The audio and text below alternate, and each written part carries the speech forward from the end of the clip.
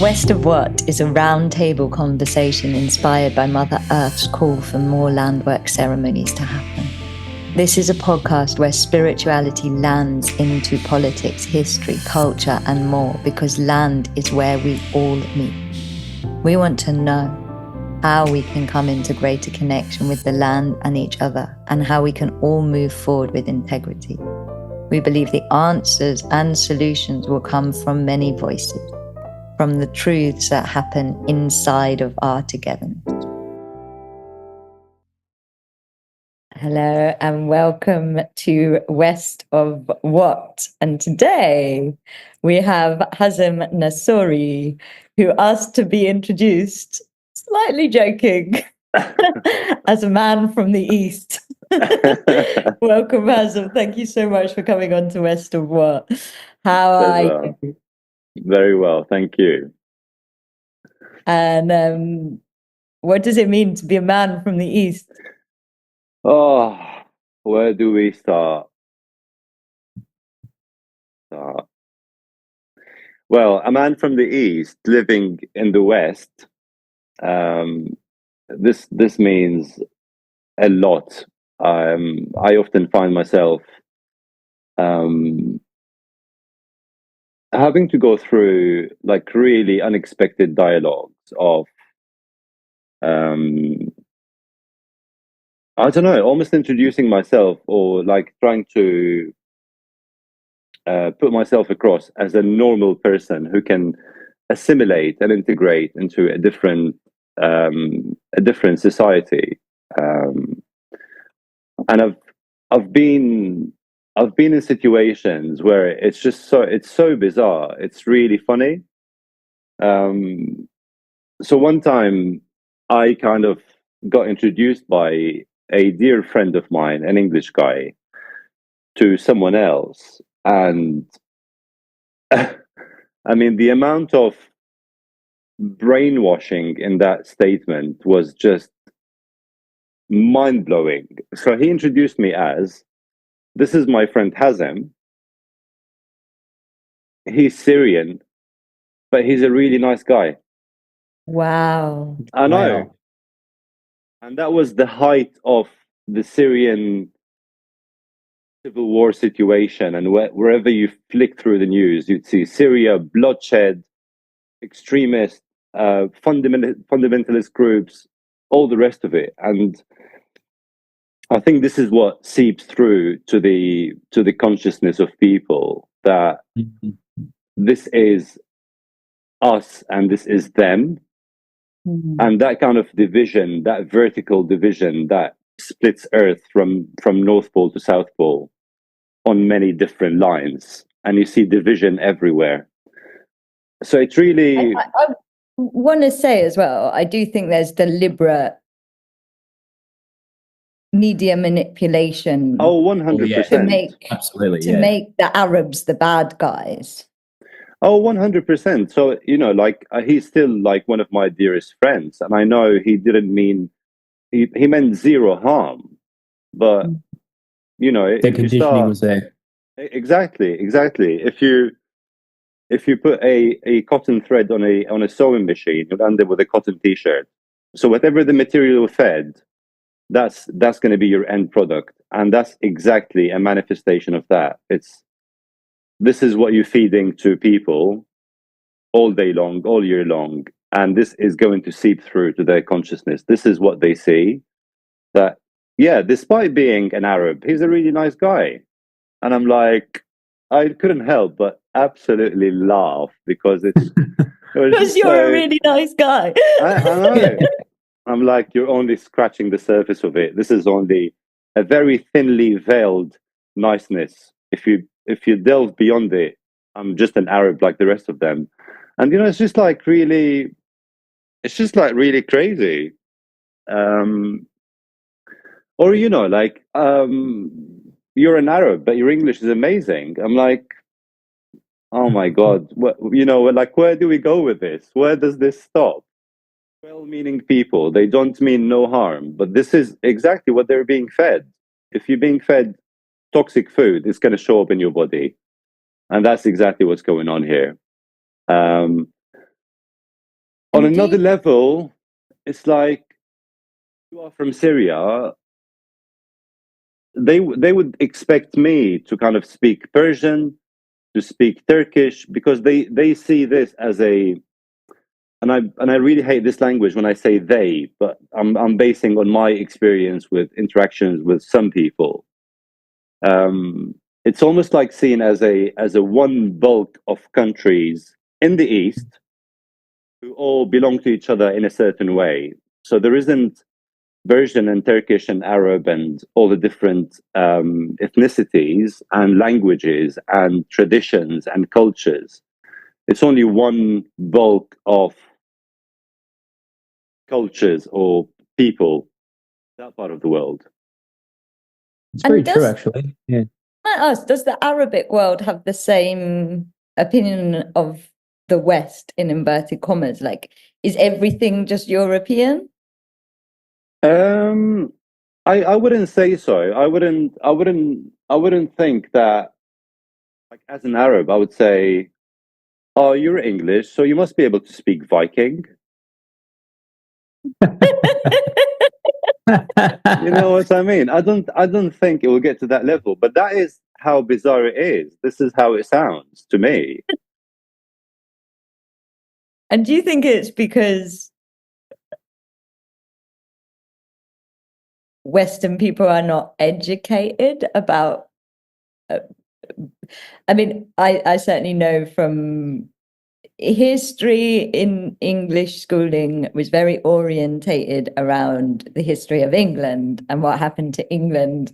And actually, it was very, very like based in, it was very based in, I guess, colonization in a way. It was very like, oh, Britain did this and then Britain did that. And it was very orientated around this is the story of the world, is the story of England. Um, I mean, I don't know how much of a light they shed on the reverse side of colonization. So I'm sure there'll be a lot of kind of glorifying of this great empire that ruled the world, and the sun would rise in one end of the British Empire and set in the other end of the British Empire. But I don't know how. I mean, this is really interesting. If we start talking about colonization now, one of my most favorite, like I would call him a thinker. I wouldn't call him just a poet. He's a Palestinian poet, and he teaches political sciences at the University of Columbia. Um, I mean, he is probably one of the most affluent thinkers to come out of our region in this lifetime, and he talks about this so much that he goes to such an extent to say that colonization actually never left. So the colonization is still happening today, but it's happening in a much cheaper form, or a much cheaper way. So he gives you like a very simple example. If the colonizer was still to exist in a certain country, like say they are still in Syria or in Egypt, if they were to put an English traffic officer to control the traffic, he would be seen as the foreign, as the occupier, as the colonizer. But if you replace the English figure with a local, dark-skinned, someone who looks like us, and he's controlling the traffic, you do not need the same amount of protection for him. You will not need an army post. You will not need another 2 or 3 soldiers to be supporting him. And um, if you create an environment of corruption and the blind following of the colonizer, then it becomes a much cheaper colonization. So you are colonizing the country with its own so-called elite, the 1% who are on the side, and they are prepared to do anything to be in a position of power. And I see what you're saying. You're yeah, saying get people that look like the people of the nation, but they are actually working for the 1%. 100%, And exactly. let's call the 1% colonizers, because that it's not about the British Empire, actually. It's about the 1% that are colonizing the whole world. But if what they're doing now is essentially putting people into position that are more subtle, but they are essentially still puppets for the system of colonization. Is that what you're saying? Exactly that, exactly that. And this is, I think this can be applicable in almost every Arab country, every country in that, because I think that what the intention is, and that this is something I firmly believe in. If you were to let people to choose, people would go to what is familiar to them. It's people united by language, united by culture, united by heritage. It's a language spoken across almost 600 million people. And imagine if you leave them the freedom to do whatever they want, how much of a force can that be? And that's why you can see these divisions happening everywhere. So in my lifetime, I have seen Iraq invaded, Lebanon and Syria destroyed, Sudan divided into south and north, Yemen divided into south and north, and then all the conflict: Saudi attacking Yemen, Yemen attacking Emirates, the whole tension around the Arab states or the Arab Gulf states with Iran, which I believe is like it's the game of the century. Create a puppet, create fear. Mm. So, don't you buy $3 trillion worth of weapons, virtual enemy? And you can see these divisions happening all the time, all the time. So there is no interest in really any of the good Western values seeping through to our communities. It's always that's why I talk about the reverse side of colonization. Because in the 1920s, when they decided to divide the region, with really stupid straight lines drawn by a clown, they decided to divide the Egyptians from the Sudanese as if they are different people, which they are not. To divide the greater Syria, which they created Palestine and Jordan and Lebanon and Syria. And it was like very And who's they? well, so you have Sykes and Picot, so it's a British guy and a French guy, basically, the colonizers. And they really studied the mentality of the people. They know the emotions of the people. They know what would rally people up and what would kind of make you go blind, as a person. That's why they glorified these smaller nations, national anthems they're not fit to be nursery rhymes, but people glorify them. Stupid flags, two or three colors, straight lines, two stars, one eagle. It's just like, honestly, it's a joke if you think about it. If you compare what used to be in the past and what we have nowadays, and how people are blindly kind of following this national identity that separates them from their neighbors, and works exactly against the unity which could achieve so much for everyone. So can I just ask, when you say what we used to have in the past, I don't know, and I'm sure lots of people don't know, like what were the flags like and the anthems like, and what was it like in the past? I think the all the heritage that we have nowadays is maybe about, the most beautiful poetry, the most beautiful art forms, the most beautiful kind of tradition is maybe 1,200 years old. And I'm not saying like, okay, let's go back to them days. We have evolved as nations, but these traditions still do exist. Like, say, if I was to recite a poem now, everyone from Morocco all the way to Yemen will understand what I'm talking about, will understand who that is, because this is how deep that tradition goes.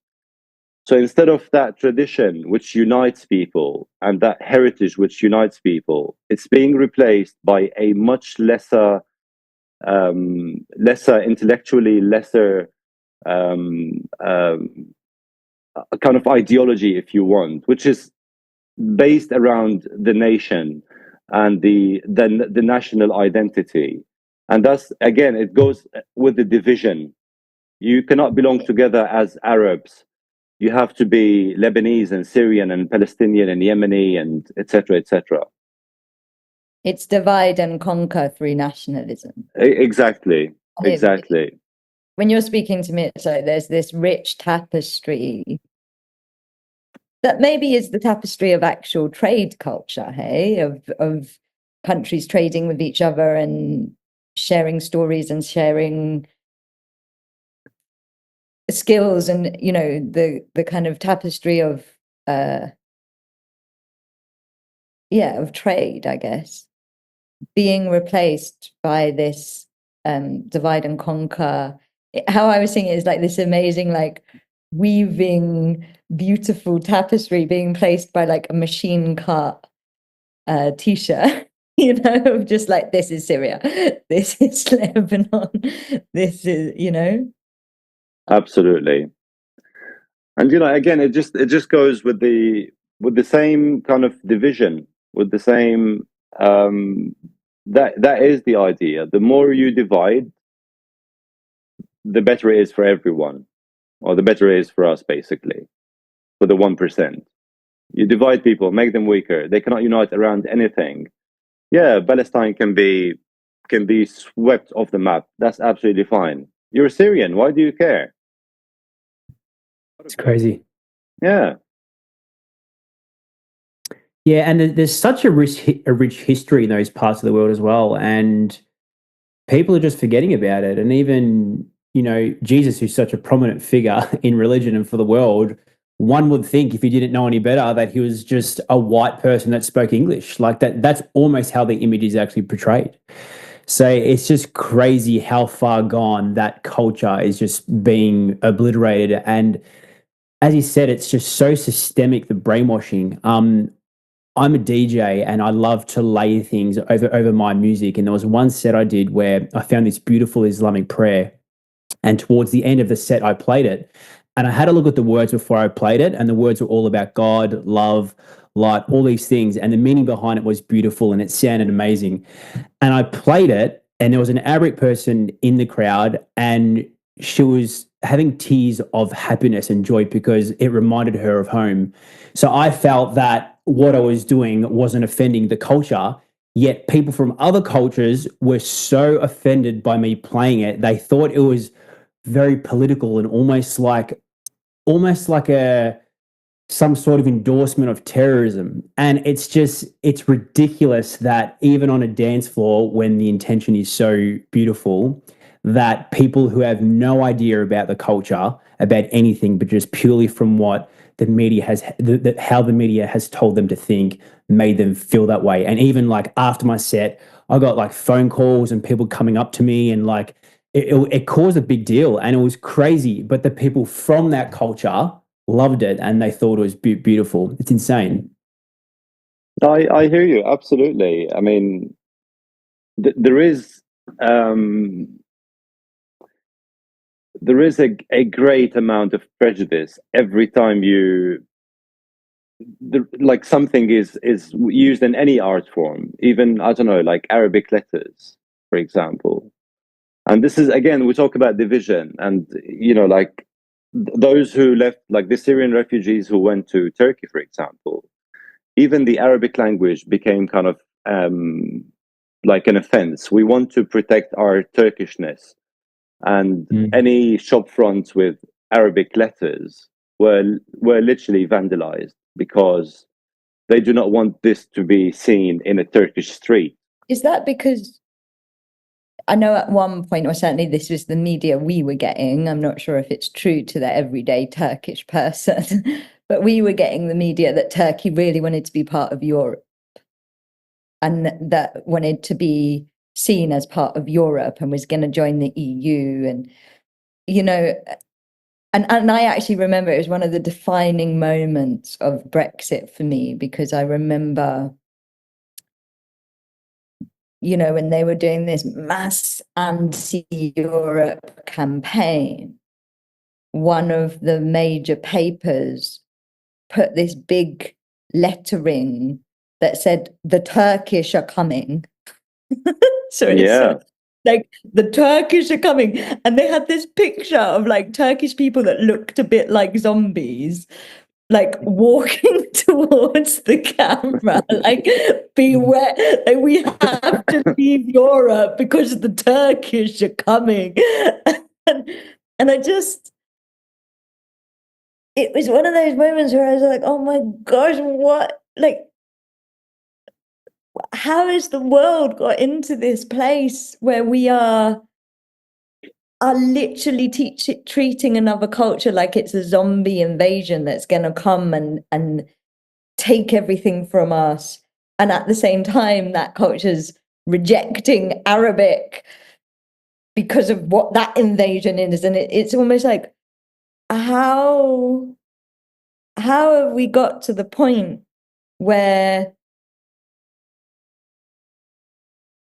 we're dismissing each other's languages and cultures, and the not allowed to play a prayer in on a dance floor that is conscious and about love. You know, it's just, it feels so heartbreaking to me, especially because I think if you come back to the language, you know, one of the things that I've said to you before, Hazam, is I just feel like the way Arabic people say hello to each other, which is, may peace be upon you. You know, may peace be upon you. That is how they wish hello to each other. That is what they say to each other all day long. Like, how can you label these people as terrorists when literally it's in the hello to wish peace on your neighbor?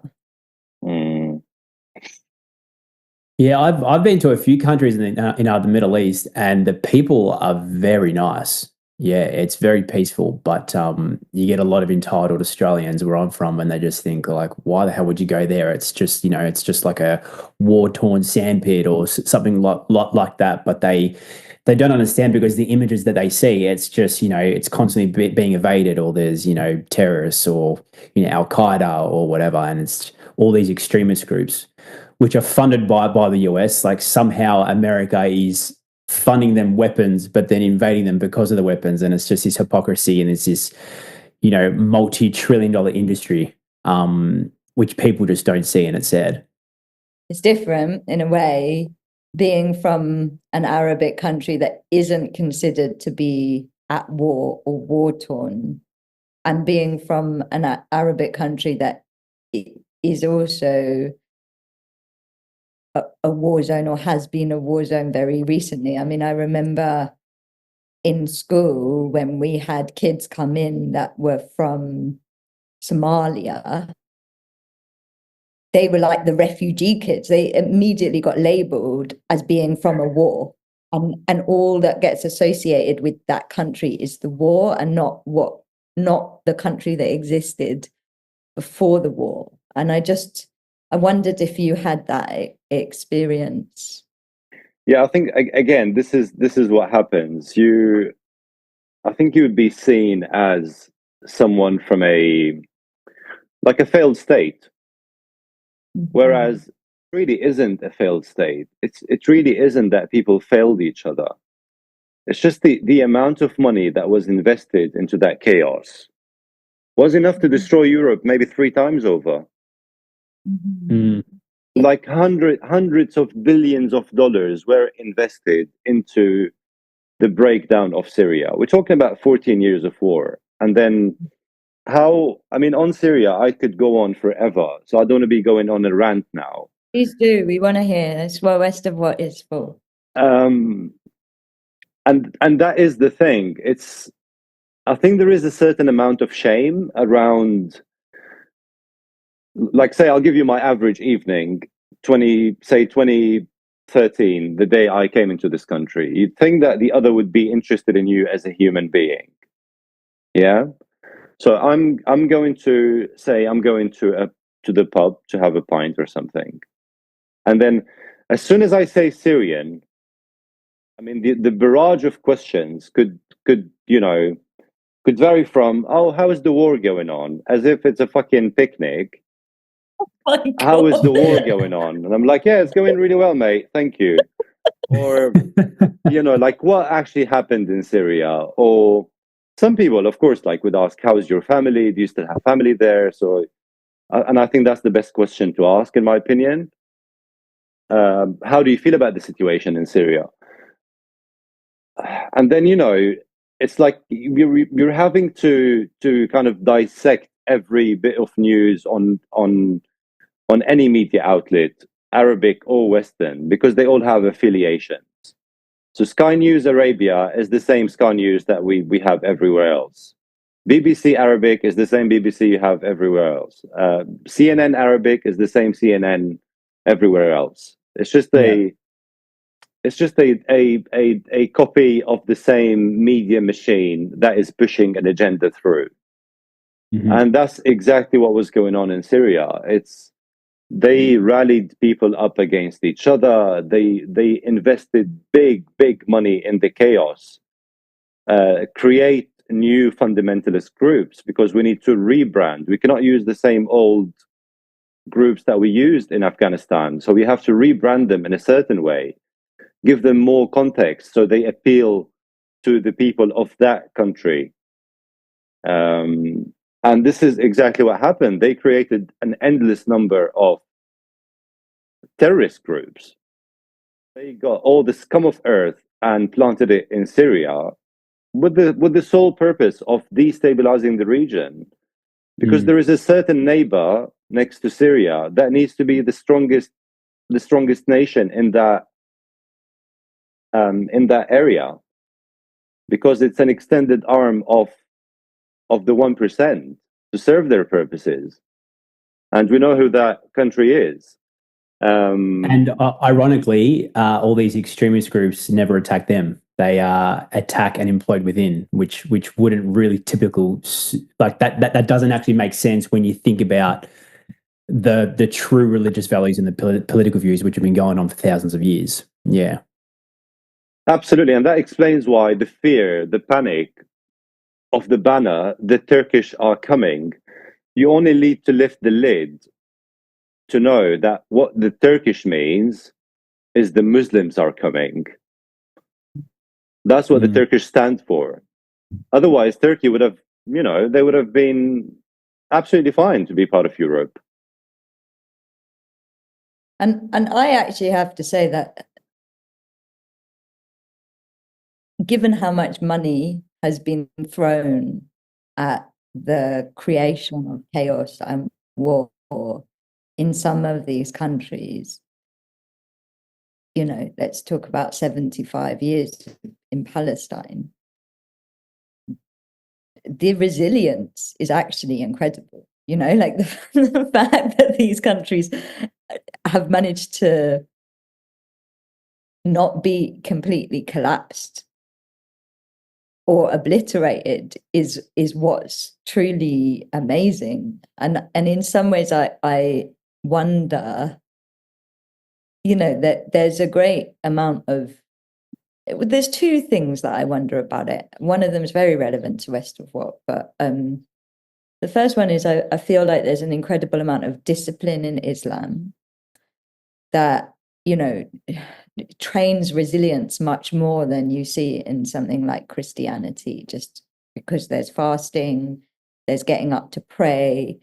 And, I'm not singing the praises of one religion over another. It's just, it does feel like there's a resilience in the Middle East that that you don't actually see. I think if England was invaded and hounded with as much money and arms, the resilience just wouldn't be there. And then the other thing is I feel like and this is really where we get into the reason why West of what's being recorded and created, is I feel like the people of these lands, I'm obviously in Egypt at the time of recording, they don't feel like they own the land. They feel, from what I can understand, they are the land. And so it's not a case of you can just move to a different land or go somewhere else, because they are the land. The relationship with the land is so much deeper than it is in, from what I can see, is the West, you know, and I think that's also where the resilience comes from, and also why, in a way, we're doing this conversation is because West of what is about, we're here now. We've got here now. There's these powers that be that are funneling immense amounts of energy and money and all sorts of military powers and also manipulation powers to keep the divide and conquer going. And I believe that part of our spiritual awakening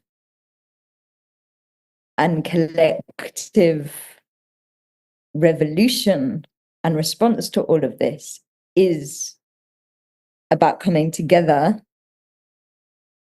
no longer perceiving ourselves as West or East or other, and saying, what do we do? And reconnecting to the land and saying, what do we do now that we're here? And that it feels that Western people alone cannot answer that. It feels like we need voices from all lands and all positions to answer that. And I'd love to know what you think, as somebody that's lived in Syria and lived in the United Kingdom. So you've lived in the Middle East and, you know, the heartlands of the Middle East and the heartlands of the West, although West of what is obviously a big question we're asking. What can we do now from this point? I think we are doing it now. Literally, this conversation is an example of three people from seemingly very different backgrounds, very different cultures, very different races, different tones of skin, and blah blah blah blah. You can go down the route of how different we are, but we are really not that different. We probably want the same things. And when we connect on a human level as such, I think this is defying the divide and conquer project, because it will never succeed. It can probably make progress, but it's being fought back on so many levels. And yeah, you know what you really said about us being the land, that really touched me, because I know this to be very true for myself. I did not go to Syria between the years of 2013 and 2022. So the first time I visited Syria was in 2022, after maybe near 10 years of being away.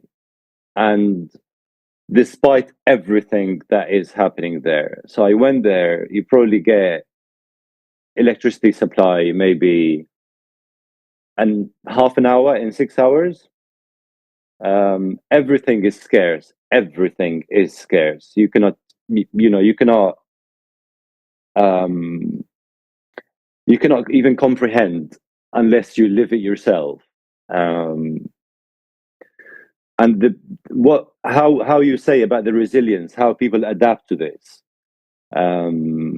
So say my mom would be cooking a chicken. She would cover the pot with a kind of a metal lid and put a kettle on top to use up all the heat that is being generated from that pot. So this is how resilient people are. And despite everything that was going on, despite all of this, honestly, part of me just wanted to stay there because my soul felt at peace. I felt like everything in me belonged to that land, and everything that I have experienced in my life kind of seemed like really insignificant compared to just being there, like, I don't know, sat under a tree, peeling a pomegranate with my cousin. Like, this is how kind of, it's almost like a reset button to my humanity. This is where I want to be. I feel like rooted into this land, like my mother's village or my father's village. I don't know, like 1,000 meters above sea level mountain in the middle of nowhere. And it lacks all the luxuries of the modern life that we are kind of convinced that we need, which we really don't. And you feel like this is where I want to be. So imagine that's me with a British passport who has the privilege to go anywhere I want, pretty much. So imagine someone who does not have this option, who does not have the means or the luxury of a passport that can take them somewhere else.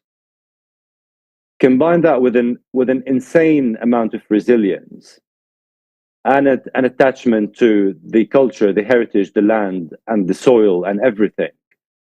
Of course, they would rebuild. You can bomb their house 1,000 times. They would rebuild it. They would start rebuilding the minute you leave.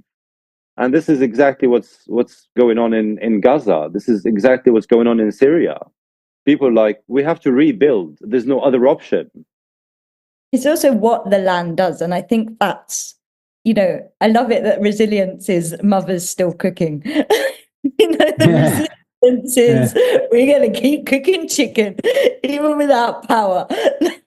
Exactly. And I will not let that steam escape without being used to maximum capacity. There can be a shortage of gas. You can only get one gas cylinder a month. That's absolutely fine.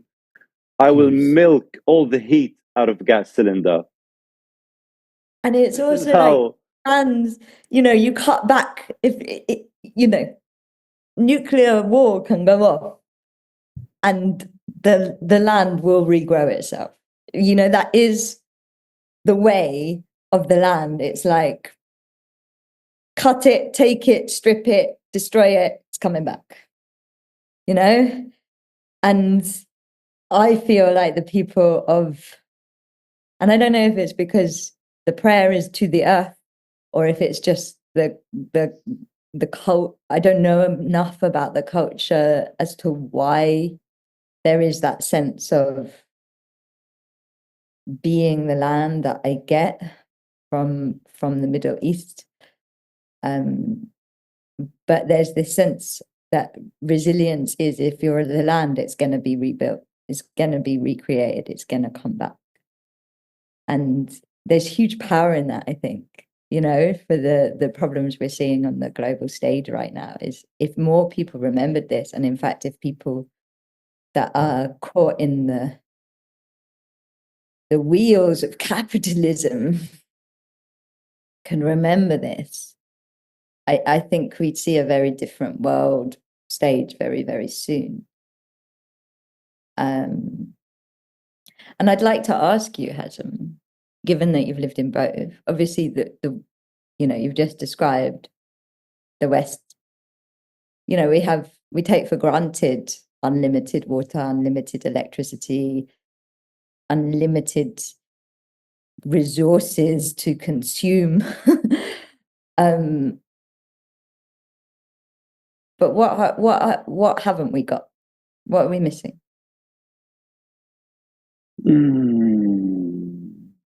I wouldn't go as far as say soul, but it's along these lines. You feel like, I just feel, for me personally, and this does not mean anything, it only means something to me. I don't know. I feel like it's soulless. One way to explain it, like, it's a bit poetic, but that's what a poet said. Too much green, too many squirrels, not too many friends. Yeah, well, I mean, in your cultures, just the value of family and community and neighbors and language and food, it's everything. Like your entire culture is revolved around that. And the type of connection you have with your mother and something like that, it's so un-Western like to have that. And Yeah, that's so beautiful. And I think in general, we've completely lost our survival skills and our primal instinct. And it's funny, it's like in the Western world, we're privileged, but something as simple as a blackout and the internet going down, our entire society collapses. But in that part of the world, you just go on about your daily life. And I think that is actually so important. At some point, there's going to be a shift in that with technology, and we have to go back to that. And we have lost that completely. We rely on heating, our warm jackets, the way we cook, the way we get around. And you guys are still in touch with that. And I think that is so important. absolutely. I mean, it's partly out of necessity, and partly because of, again, like being deeply rooted. Like, you have an amazing way of life that is so built on technology and innovation and technological advancement. We just don't want it. You have a great model called, I don't know, democracy. We don't want it. Don't shove it down our throat. We do not want it. Yeah. We're Well, happy as we have it's something that uncorrupt. works. Yeah, Yeah. exactly. We have something that works, that has worked for centuries, until you came in and started fiddling with it. And it's just like the amount of hypocrisy. Again, the colonial powers, the 1%, they want a something like a state, kind of semi-operating to the very minimal standard. As long as they are aligned with what we want them to do, that's absolutely fine. So this just have to just about keep it running and bring people into oblivion with bureaucracy, corruption. But that is the state. It's not the opposite of the state. That is the shape of the state. This is how it needs to be. And then you kind of they label them as failed states, even though we drove them into failure. Absolutely fine. And then they do not have to be fully aligned with Western values, just the values that we give them, they have to operate on. And meanwhile, so Chroma, who was the Egyptian know him as Chroma, who basically ruled Egypt from the late 1880s until very early in the 20th century. He was kind of promoting Western values, or how the Egyptians should live, because they cannot exist in that part of the world being united with the Arabs, or being united with the Islamic values or the Islamic tradition or the Arabic heritage. They have to adopt a Western model of way of being. But then that same man, he was leading the campaign against giving women the right to vote in the UK.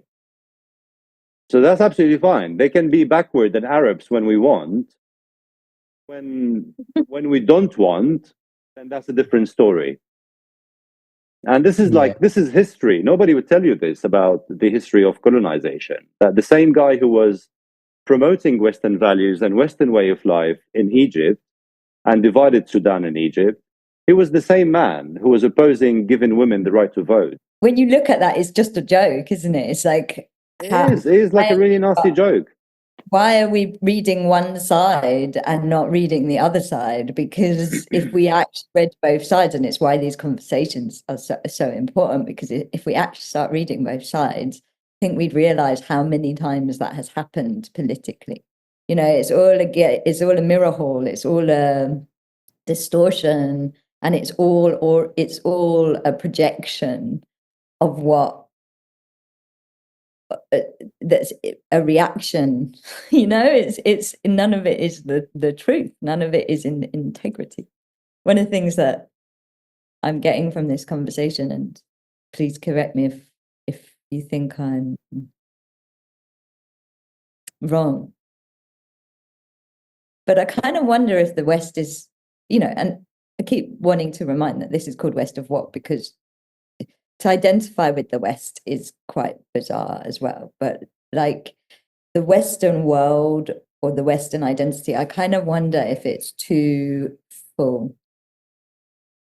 Because when you said what was missing was soul, I suddenly thought that, you know, nearly every spiritual practice that is a practice towards the soul, from nearly every culture, every religion, especially the Abrahamic religions that are centered around the lands that we're talking about, but also other religions like Hinduism and Buddhism, and, you know, nearly all of them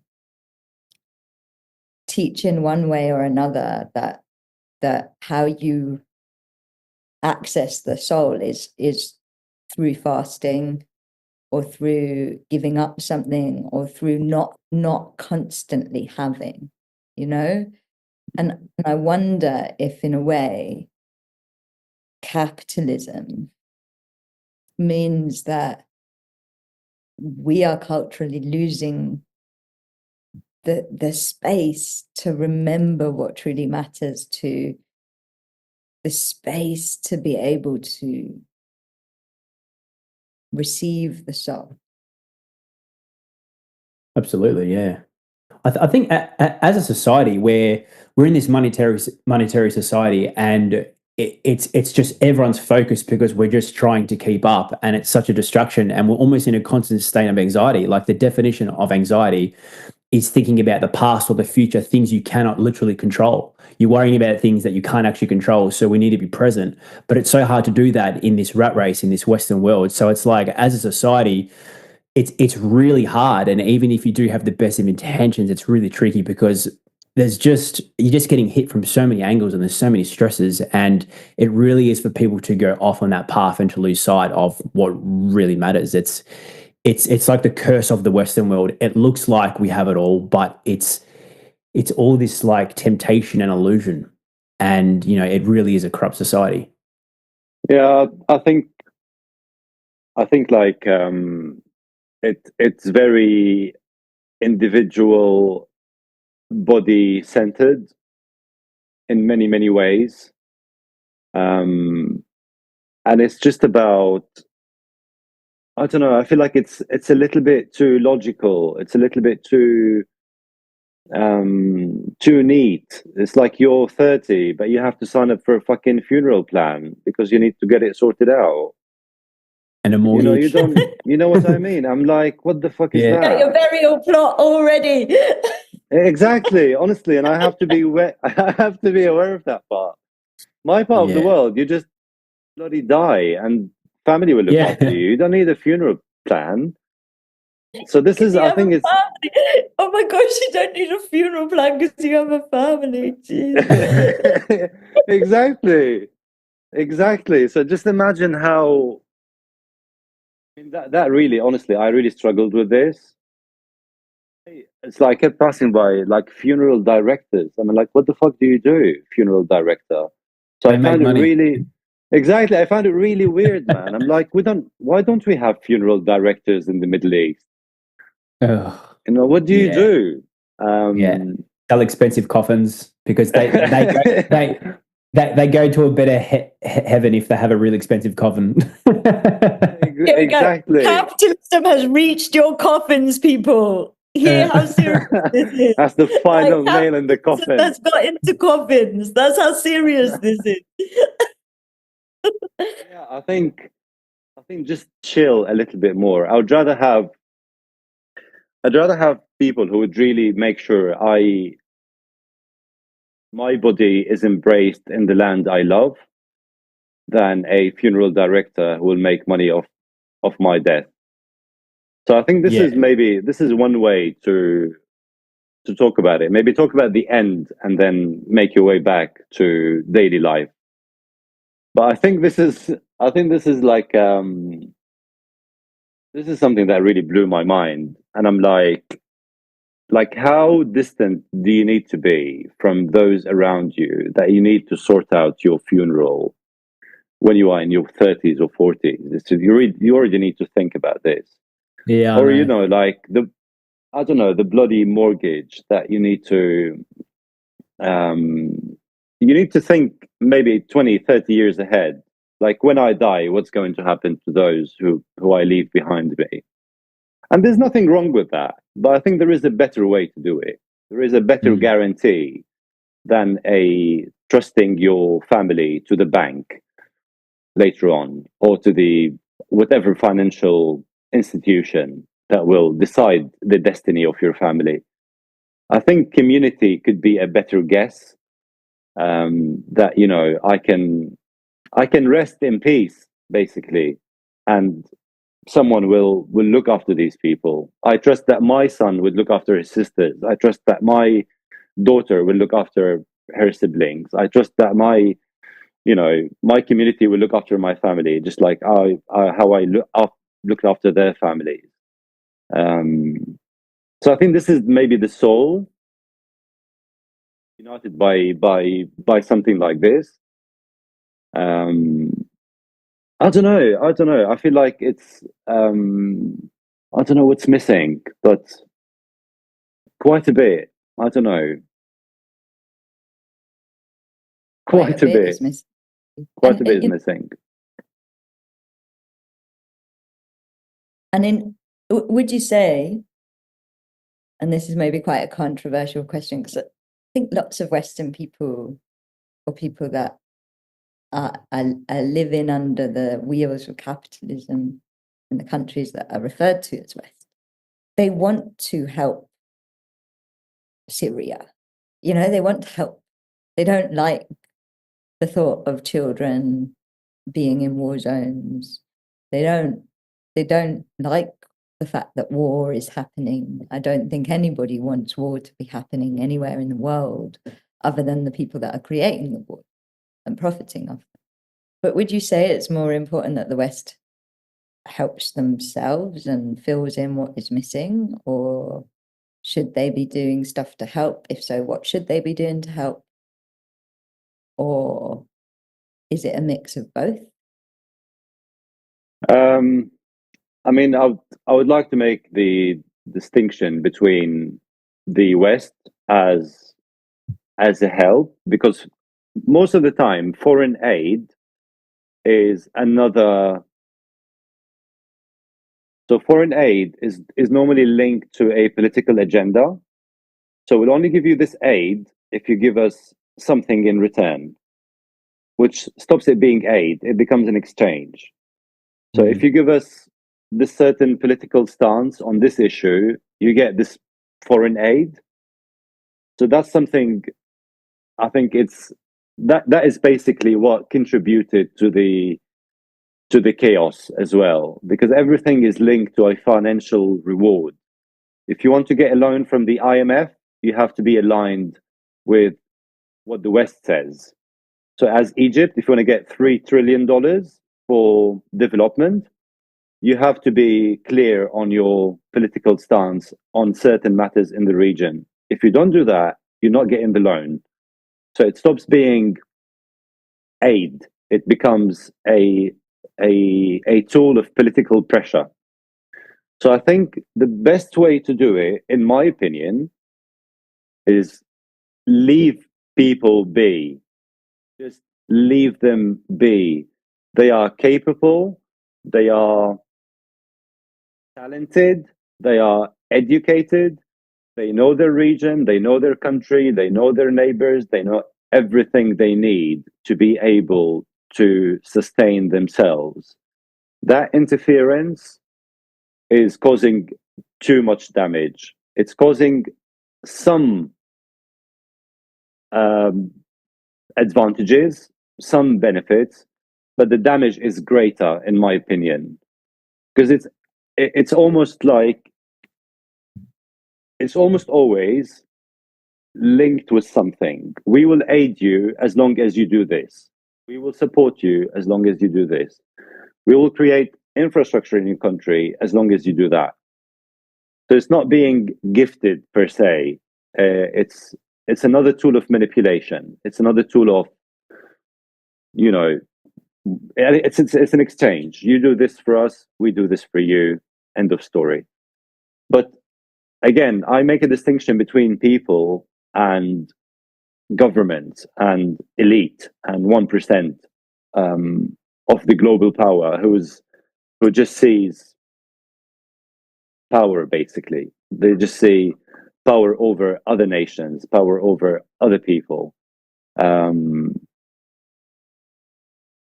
So yeah, I think as Western people, or just people in the other side of the planet, they do not want, of course they do not want people to be in suffering. They do not want to see schools being bombed, or, you know, communities being ripped apart.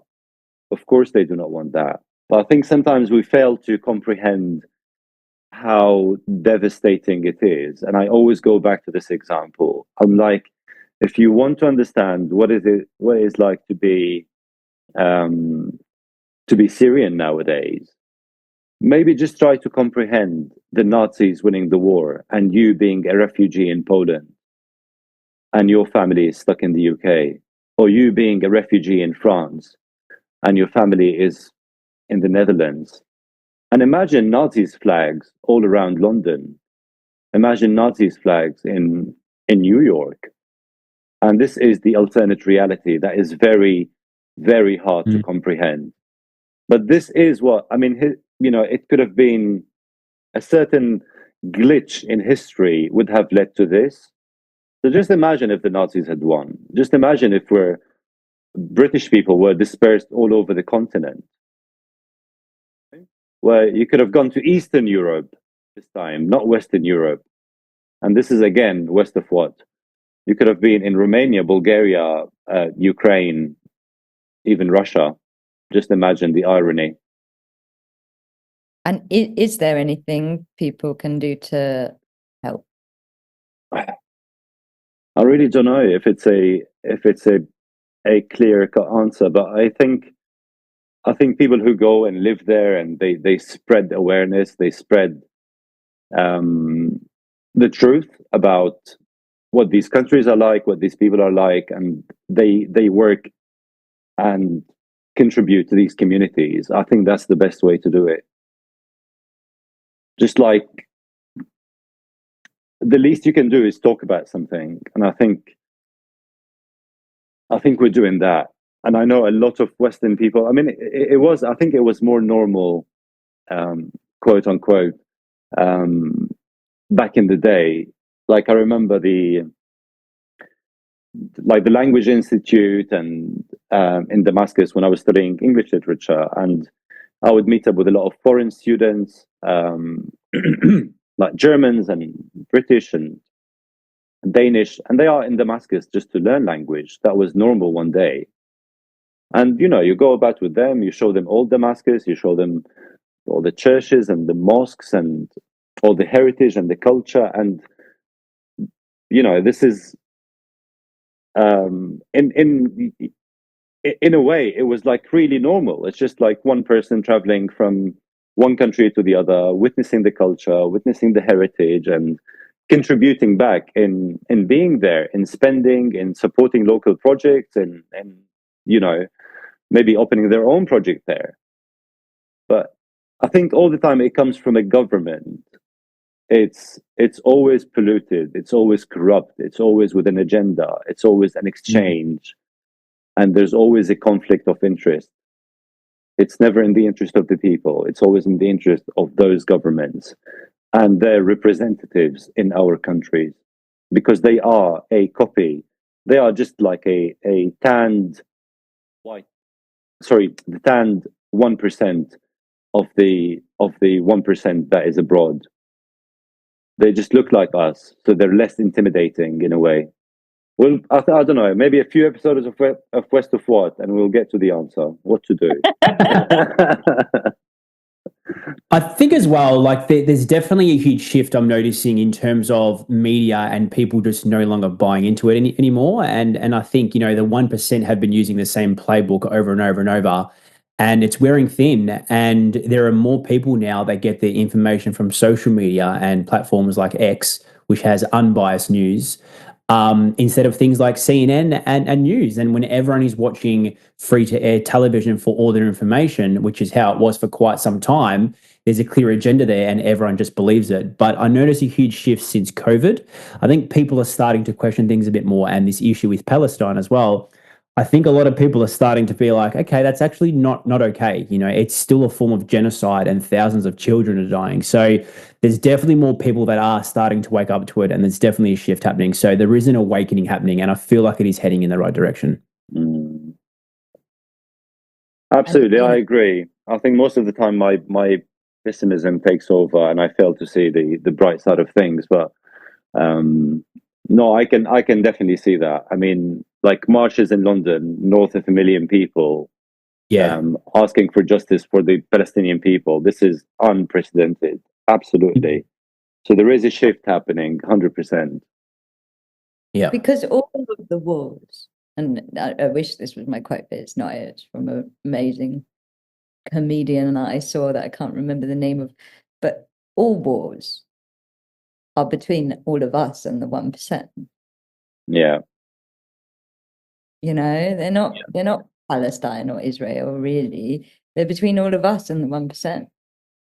All wars, not just that one, all of them. And you know, we know where the puppets are. We could spend another hour talking about these things. But I think if we remember that it's between us and the 1%, a lot of that divide and conquer media is immediately dismantled. You know, if we remember that what the 1% do, they do in all of our names. And they're doing it with our money as well. Like it's taxpayers' money. With our money, yeah. And with our, they're doing it, they're putting blood on our hands for us, you know, they're doing it like, but if we remember that it's between all of us and the 1%, I feel like a lot of the ways in which sides get, the ways in which they use the media to divide, or they use religion to divide, or they use race to divide, or they use identity to divide, it doesn't happen when we remember that it's between all of us and the 1%. Yeah. Absolutely. I mean, a little bit kind of be overrunning here, but like a manifestation of that was in Syria when it stopped being. So, you know, like it was working for some time to divide between a Syrian and a Lebanese and a Palestinian and a Jordanian and an Iraqi. Like your identity is more unique to you than your Arab neighbor, and so this stopped working at some extent. It stopped working. So they went down the route of, okay, how can we divide the divided and divide the divided one more time and divide the divided one more time until it becomes fractions, like so hard to see even where we divided. And this is exactly how Syria was dismantled. And yeah, absolutely. And the way they kind of flip around and normalize it, like you talk about Islamist and fundamentalist and extremist, and then a guy who was affiliated with Al Qaeda is now the president of Syria, and he was visited by he had a delegation from Germany, a delegation from Congress, a delegation from Emmanuel Macron invited him to France. All of a sudden, he's like the new freedom fighter who rose to power over the dictator Assad, which he was. No one is arguing this. But you put him in power now and you're fucking glorifying him. And he's still a terrorist. It doesn't matter what you say about him. You lifted the 10 million reward from his head, but he's still the same old terrorist, normalizing him. You're just kind of pushing him through. And that's what the 1% do. They always come up with something like, it's so obvious. It's so blindingly obvious. It's almost like there's nothing you can do about it. Yeah, I just don't know when it became acceptable for a country to decide what is best for another country and their people. Playing the world police. It's insane how it's only acceptable for certain parts of the world, but anywhere else that is not allowed. Like if that happens, it's a world war. Like we have borders for a reason, and to get involved in foreign affairs, it's just a big no-no. But for some reason in that part of the world, everyone just supports it. It's okay. And back to the money thing, the people who support this, they're just naive. Like if you told them their tax rate is say 45%, and you said you're going to work your whole life and 45% of all that work you do is going to go to a war, to killing people, they'll be like, oh, I don't want that. That's outrageous. But that is the reality of it. So it's like, I think just awareness is the first step of people actually understanding how this stuff happens and that they're actually funding it. So yeah, it all just comes down to awareness, and I've noticed a huge shift definitely in the last couple of years. So let's hope it continues. Absolutely. But again, one last point I would like to make.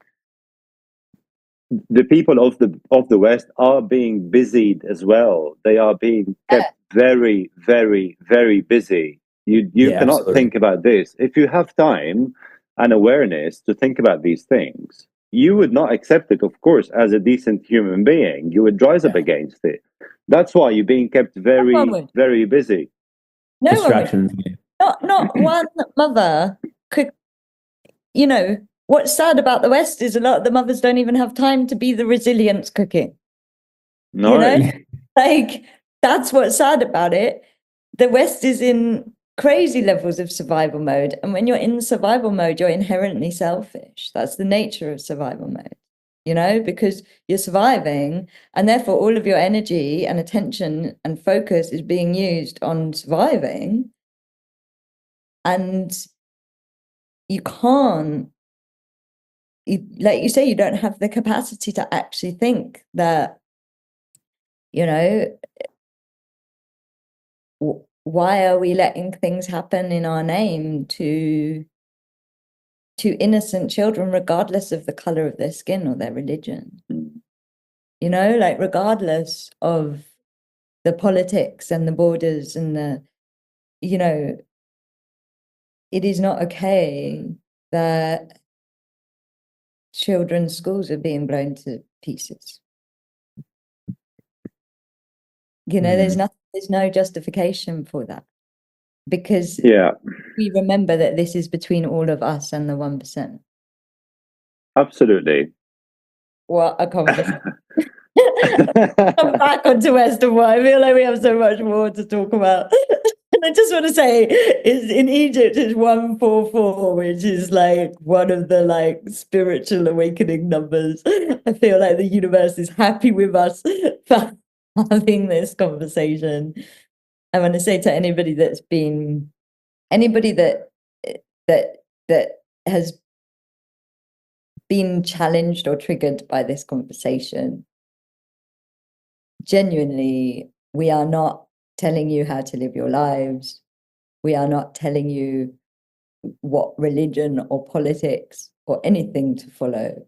We're just having a conversation that we feel is important to have, because how we come together is by talking to each other. And I believe that how we stop the 1% doing things in our name with our money, which is our energy, is by reclaiming each other and reclaiming the land and reclaiming our togetherness. Absolutely. I think, despite maybe sounding a little bit pissed off and somewhat outraged, I'm not apologizing about it. This is an invitation for everyone to join in on the conversation, to join in on really kind of raising their awareness of, not that I do have more awareness than other people. I'm just, saying we all need to realize that this is water. It's like we are fully immersed in the water, but we can't see the water. Fully immersed in it, but it's everywhere around us. But again, you have a distraction from here and a distraction from there, and you go about your daily life, and it's very easy to forget.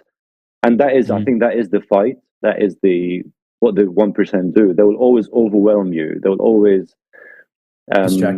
distract you, make you look elsewhere, and it's literally sitting on your shoulders. You cannot ignore it. And if we know what we're choosing right now, consciously or unconsciously, then we can start to make new choices. Then we can start to manifest new pathways, to create new cultural community realities. It's like we have so much of what gets created out of knowing what's needed. And for me, West of What is about us working out what is needed, like what we can do differently based on what we have been doing. Thank you so much for coming on the show. Thank you so much for having me. Such a pleasure. If today's episode touched your heart and you want to come into greater relationship with Mother Earth, visit landtantra.com and get involved.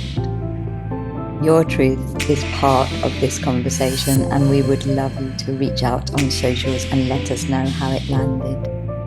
And if it really inspired you, we hope you share it with others. Let's add more wow to our world.